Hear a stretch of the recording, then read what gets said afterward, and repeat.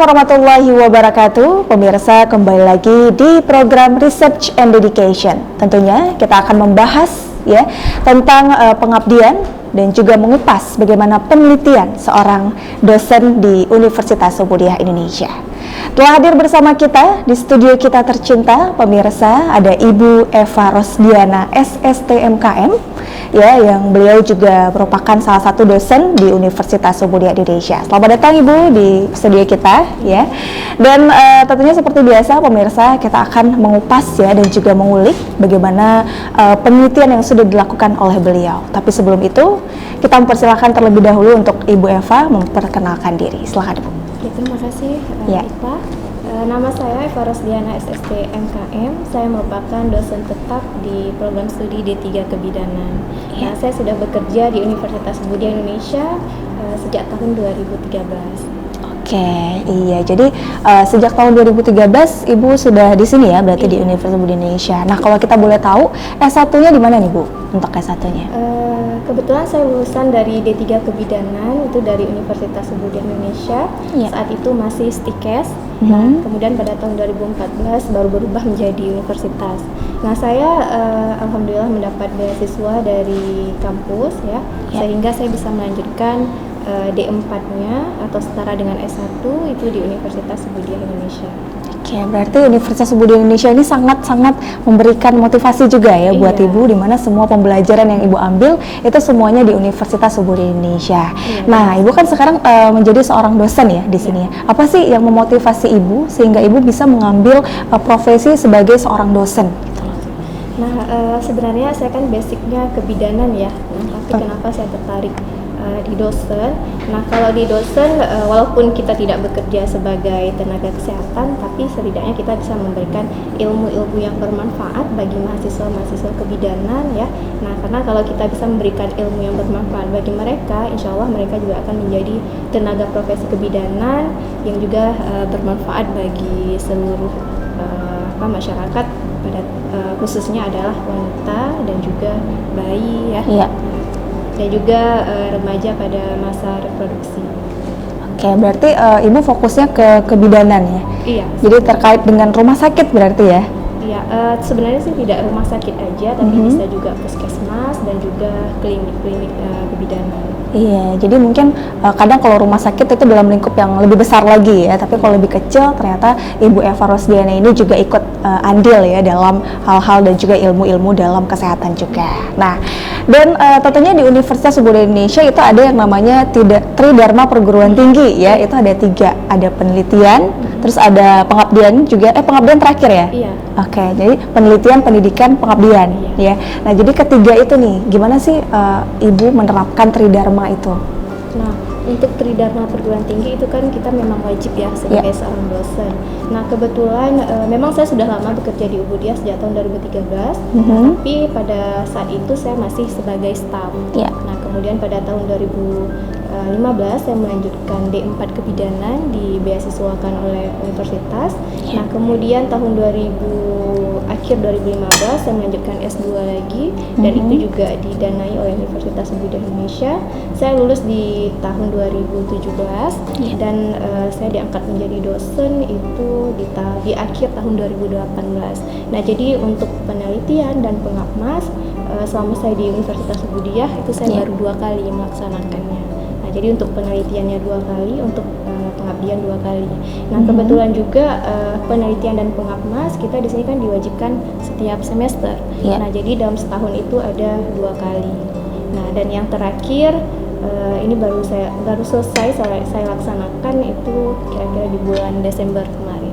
2019 berarti ya? Iya. Oke, nah yang Ibu sudah tahu juga bahwasannya di Universitas Muhammadiyah Indonesia ini ada yang namanya program e-learning ya, dan itu pastinya ada kaitannya dengan dunia pendidikan ya. Dan itu bagaimana Ibu menanggapi program e-learning yang sudah diterapkan di Universitas Muhammadiyah Indonesia terkait dengan Tridharma itu juga? Oke.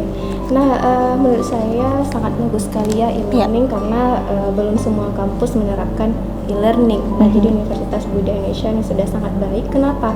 Karena dengan adanya e-learning itu mahasiswa belajarnya tidak hanya terfokus di kelas, tapi misalnya mahasiswa apakah berhalangan hadir ya, nah mereka bisa mengulang lagi teori-teori yang telah diberikan itu melalui video e-learning. Nah, ataupun mahasiswa misalnya tidak sedang berada di ruang kelas, nah itu juga bisa memudahkan mereka. Jadi dimanapun mereka berada, mereka bisa mengakses materi-materi yang telah diberikan oleh dosen. Oke, nah kalau kaitannya dengan penelitian yang sedang Ibu jalankan, mungkin itu bagaimana untuk program e-learning? Apakah memudahkan penelitian Ibu sendiri atau bagaimana? Kalau e-learning dengan penelitian saya sebenarnya tidak ada sangkut pautnya ya. Nah, kenapa? Karena kalau penelitian saya ini kan lebih ke masyarakatnya. Ya. Oke, berarti kalau kita boleh tahu judul penelitian Ibu apa ini? Nah, untuk semester ini temanya tentang ASI eksklusif, tentang ASI sih sebenarnya. Jadi saya ingin melihat bagaimana perilaku ibu-ibu di desa Kaju itu tentang penyimpanan ASI perah. Iya. Nah, karena kita tahu kan kalau kualitas ASI itu bisa berubah itu kalau kita penyimpanannya tidak tepat. Nah, jadi saya ingin tahu bagaimana sih perilaku ibu-ibu di sana, apakah mereka setelah memerah ASI itu penyimpanannya sesuai dan atau tidak. Oke, nah kalau misalnya dibilang penelitian, pasti ada yang namanya latar belakang. Nah, kalau latar belakang Ibu sendiri gimana nih? Nah, latar belakangnya di Indonesia itu menurut data dari Kemenkes RI tahun 2018.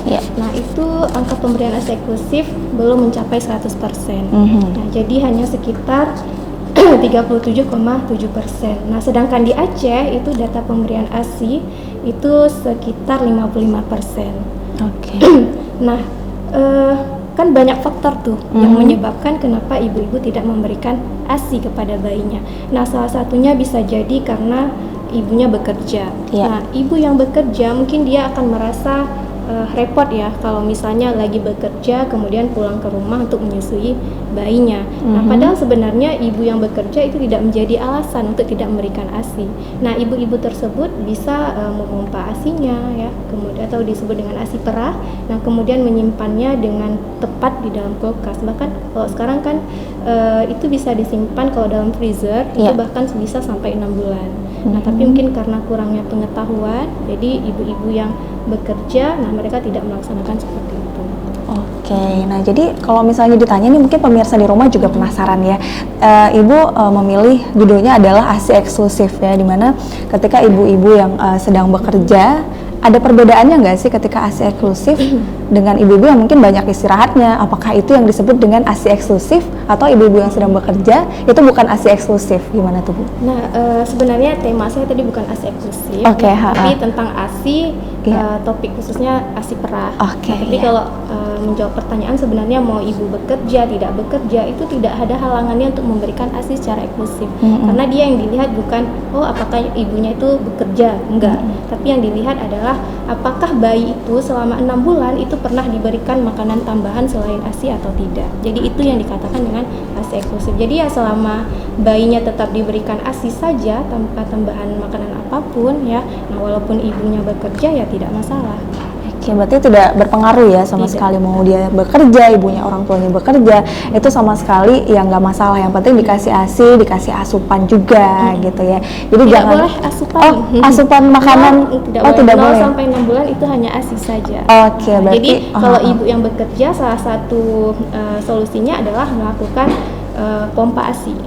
Jadi payudara dipompa, kemudian ASInya ya kalau memang digunakan lebih dari 6 jam berarti bisa disimpan di dalam kulkas. Oh iya, jadi apakah itu kalau misalnya dibilang berjam-jam, itu ada nggak sih, kita bisa lihat nggak sih ini tahannya tuh harusnya 5 jam aja, 2 jam aja, ada nggak ASI-ASI yang pilih-pilih gitu? Nah, kalau berdasarkan referensi itu kan ASI kalau dibiarkan di ruangan yang terbuka, ya artinya tidak disimpan di dalam kulkas, itu hanya tahan hingga 6 jam.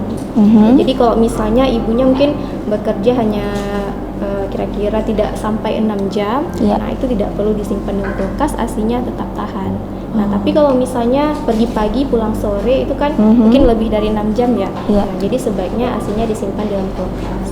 Oke, nah jadi gitu ya pemirsa, mungkin ibu-ibu, pemirsa-pemirsa yang di rumah, ya mungkin banyak wanita juga yang nonton di sini ya, dan itu juga pengetahuan yang juga cukup luar biasa ya, dimana penelitian Ibu Eva ini sangat-sangat berpengaruh dengan ibu-ibu yang mungkin sekarang lagi menyusui ya, jadi tetap hati-hati dan juga tetap memperhatikan bagaimana ASI eksklusif itu sendiri, tapi nggak ada masalah kalau misalnya ibu-ibu yang di rumah adalah wanita karir juga nggak ada masalah ya, seperti yang sudah Ibu Eva kasih tahu tadi sama kita semua ya pemirsa yang di rumah atau dimanapun Anda berada, bagaimana ASI eksklusif itu ya.